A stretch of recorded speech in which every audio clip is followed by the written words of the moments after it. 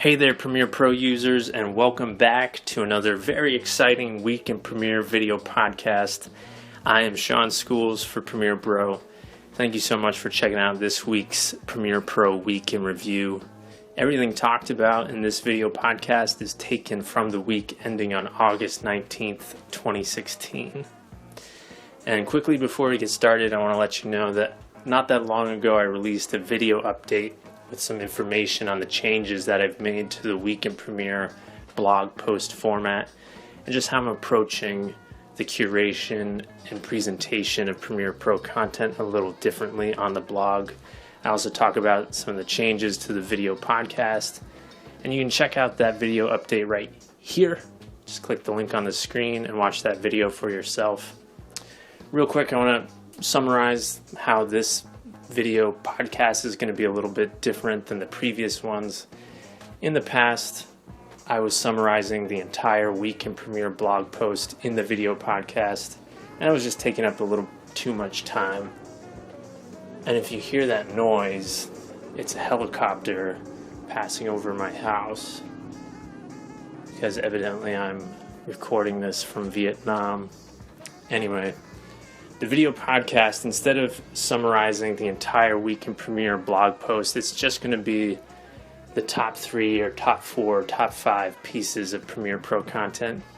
And don't get me wrong, this is an extremely subjective thing.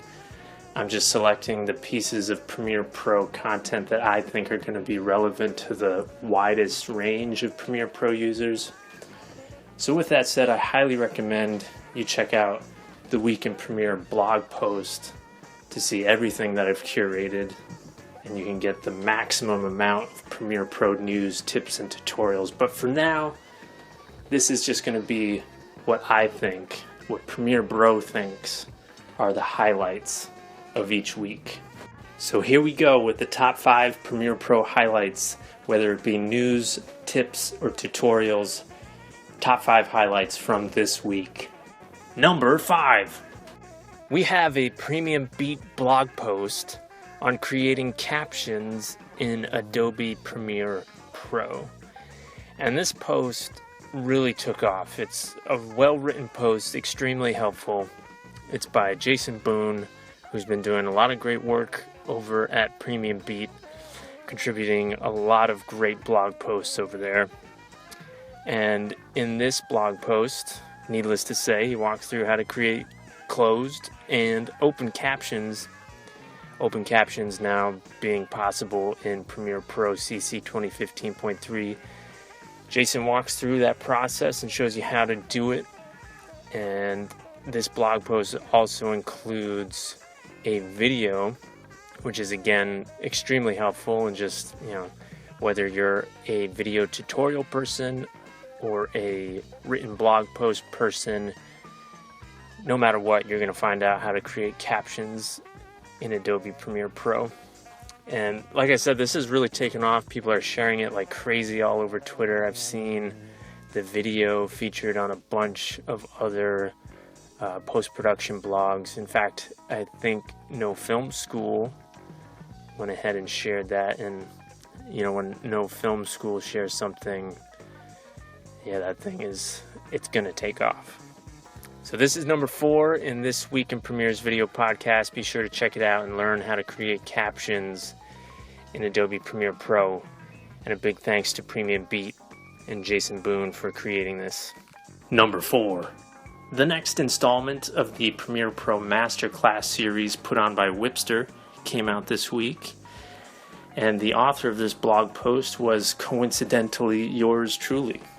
Wipster, for those that don't know, is an online video review and approval platform. It makes it super easy to share your videos with your clients and get their feedback.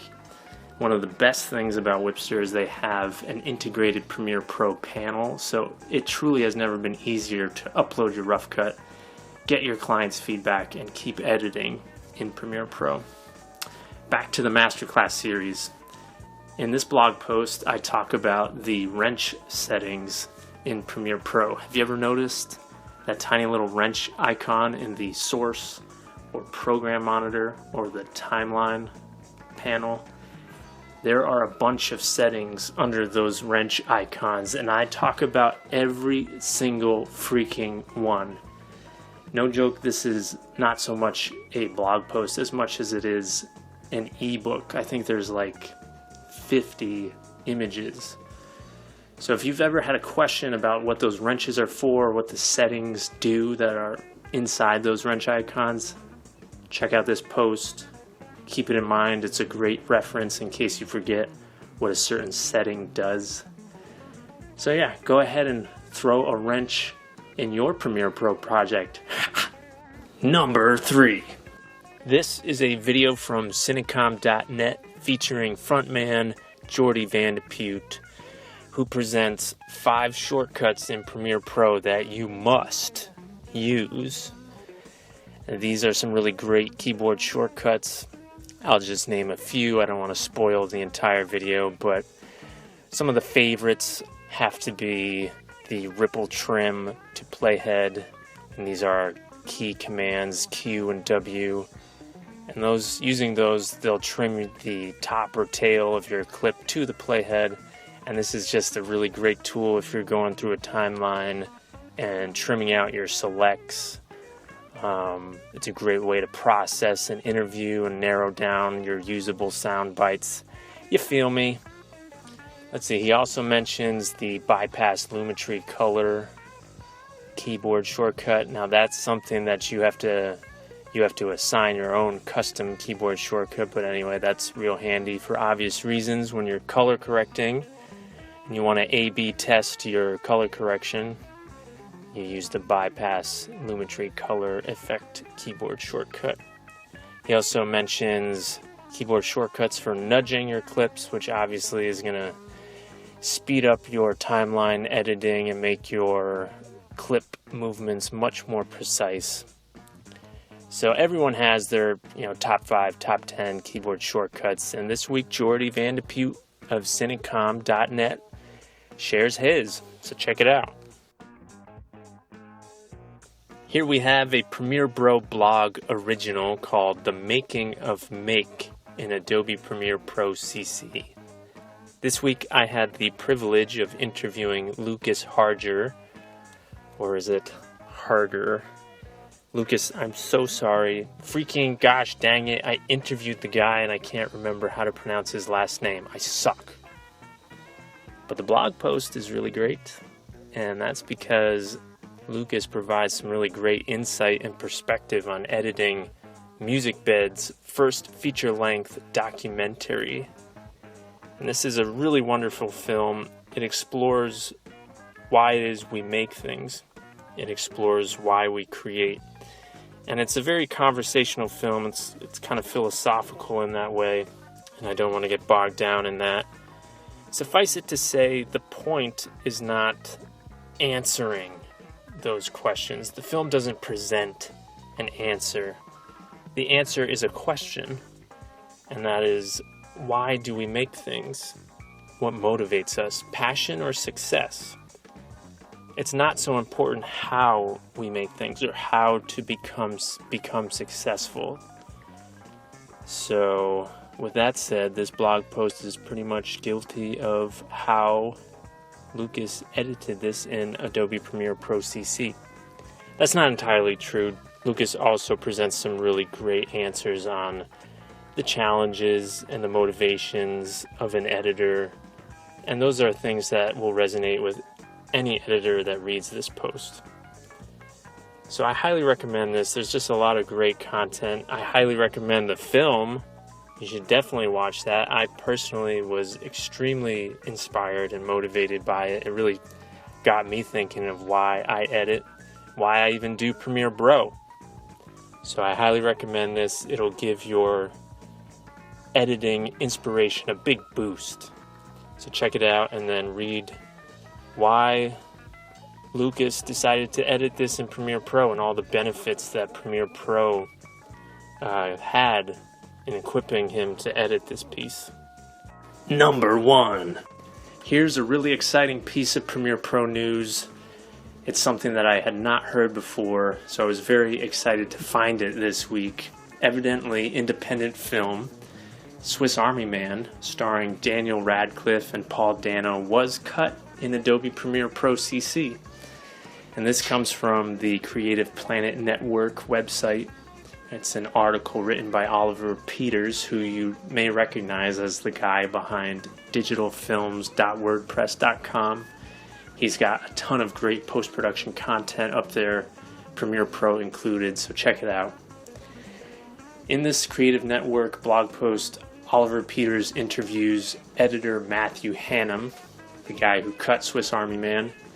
And according to the article, he was much more comfortable in Avid Media Composer. He had never worked in Premiere Pro. So here he is cutting a feature-length film, and it's his first time cutting in Premiere Pro. And he has a really cool perspective, and he lists some of the benefits that he enjoyed cutting this film in Premiere Pro. One of the big ones is, as always, its integration with After Effects. But he lists some other things too, and I'll just give one away. He specifically calls out the warp stabilizer effect. So it was just really cool to hear a professional feature film editor talking about the warp stabilizer effect, something that we all use day to day. So definitely check out this article. It was a great read. Highly recommended. So that wraps up this week in Premiere Video Podcast's top 5 Premiere Pro highlights from the week ending on August 19th, 2016.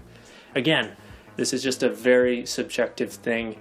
These 5 pieces of Premiere Pro content were selected by me on the basis that I think that they will appeal to the widest range of Premiere Pro users listening. Definitely go to This Week in Premiere's blog post for more exciting Premiere Pro news, tips, and tutorials. And remember, this is a weekly thing. The Week in Premiere blog post comes out every Friday, every week. So you can be kept up to date on everything that's happening in the Premiere Pro user community. If you liked this video or found it helpful, go ahead and let me know by giving me a thumbs up or a subscribe, or don't, because it doesn't matter. I'm not a YouTuber, I'm just a Premiere Pro fan promoting awesome Premiere Pro content for other Premiere Pro fans. That's all it is, and I do it every week. So until next time, I'm Sean Schools for Premiere Bro. Thank you for watching.